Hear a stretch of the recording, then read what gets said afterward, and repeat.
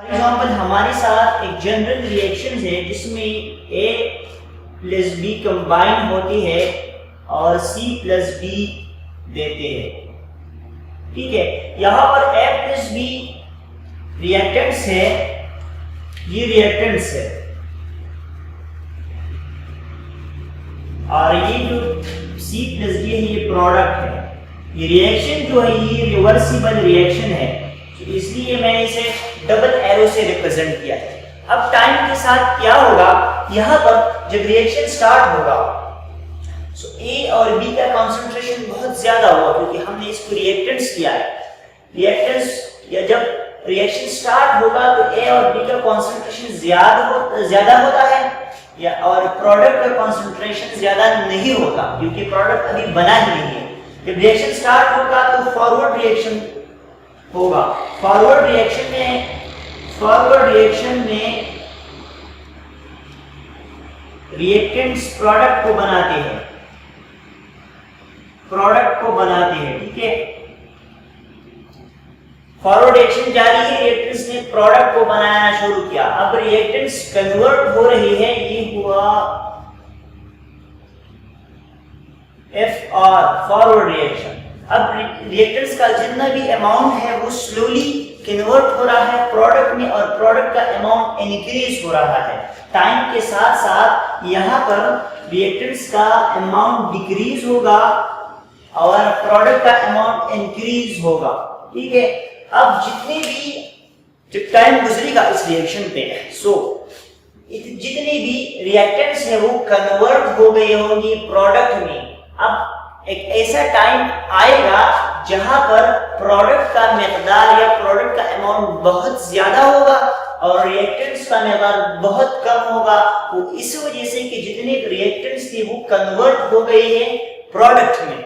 सो जब प्रोडक्ट बहुत ज्यादा होंगे तो तब क्या होगा, वापस ये जो हमने कहा कि ये रिवर्सिबल रिएक्शन है, तो रिवर्सिबल रिएक्शन में जब फॉरवर्ड रिएक्शन हो कंप्लीट होता है तो बैकवर्ड होता है। फिर अब प्रोडक्ट का मिकदार या अमाउंट बहुत ज्यादा हो गया है तो फिर बैकवर्ड रिएक्शन स्टार्ट होगा। अब यहाँ से प्रोडक्ट वापस कन्वर्ट होगी रिएक्टेंट्स में, वापस ये कन्वर्ट होगा रिएक्टेंट्स में और उसको हम बैकवर्ड रिएक्शन कहते हैं।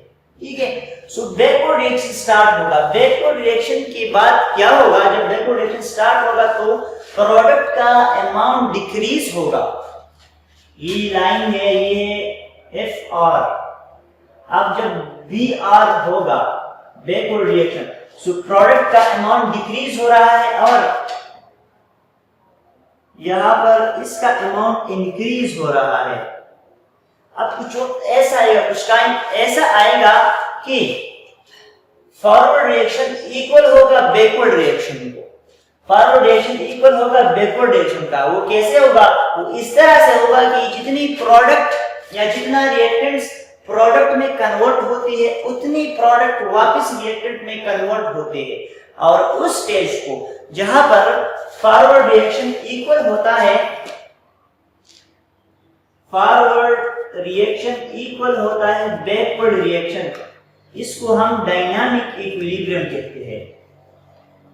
डायनामिक इक्विलिब्रियम, इसको इस वजह से कहते हैं कि सिस्टम तो इक्विलिब्रियम में है लेकिन फिर भी मोशन में है। मोशन में कैसा है, मोशन में इस तरह से कि जितनी रिएक्टेंट्स या जितना फॉरवर्ड रिएक्शन होता है उतना बैकवर्ड रिएक्शन होता है। तो ये सिस्टम इस तरह से जारी रहता है फिर भी इक्विलिब्रियम में है। जितनी रिएक्टेंट्स प्रोडक्ट में कन्वर्ट होती है उतनी प्रोडक्ट वापस रिएक्टेंट में कन्वर्ट होती है। इस सिस्टम को हम डायनामिक इक्विलिब्रियम कहते हैं। अब ज्यादातर रिएक्शंस होती है जो ये प्रोसेस फॉलो करते हैं, रिवर्सिबल रिएक्शन जो होती है वो इस प्रोसेस से होती है। जैसे फॉर एग्जांपल H2 जब N2 के साथ मिलेगा तो ये NH3 बनाएगा। ये भी इसी प्रोसेस के थ्रू होता है, ये डायनामिक इक्विलिब्रियम है। ठीक है, अब हमने डायनामिक इक्विलिब्रियम को जाना, अब इसकी ग्राफिकल रिप्रेजेंटेशन करते हैं। ग्राफिकल रिप्रेजेंटेशन में हमने यहाँ पर टाइम लिया है, यहाँ पर कॉन्सेंट्रेशन लिया है। स्टार्ट में जब रिएक्शन स्टार्ट नहीं हुआ तो रिएक्टेंट्स का कंसंट्रेशन हाई है, बहुत हाई, वो यहाँ पर इस लेवल पर है, कंसंट्रेशन रिएक्टेंट्स का बिल्कुल हाई है और प्रोडक्ट का कंसंट्रेशन बिल्कुल जीरो है, क्योंकि वो अभी बना ही नहीं है।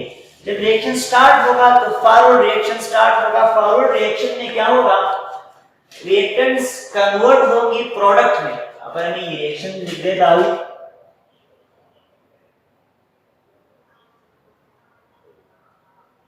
अब जब फॉरवर्ड रिएक्शन स्टार्ट है तो ये रिएक्टेंट्स कन्वर्ट हो रही है प्रोडक्ट में। सो रिएक्टेंट्स का अमाउंट डिक्रीज होगा। सो इस लाइन से टाइम की, जब टाइम यहां तक पहुंचता है तो रिएक्शन हो रहा है। सो रिएक्टेंट्स का जो अमाउंट है वो ग्रेजुअली डिक्रीज हो रहा है और प्रोडक्ट का जो अमाउंट है वो इंक्रीज हो रहा है। स्टार्ट में यहां पर था, अब इस टाइम में यहां पर आ गया, अब इंक्रीज हो रहा है, फिर यहां पर आ गया और रिएक्टेंट्स का जो अमाउंट होता है वो डिक्रीज हो रहा है, यहां से यहां तक आया। फॉरवर्ड रिएक्शन जारी है।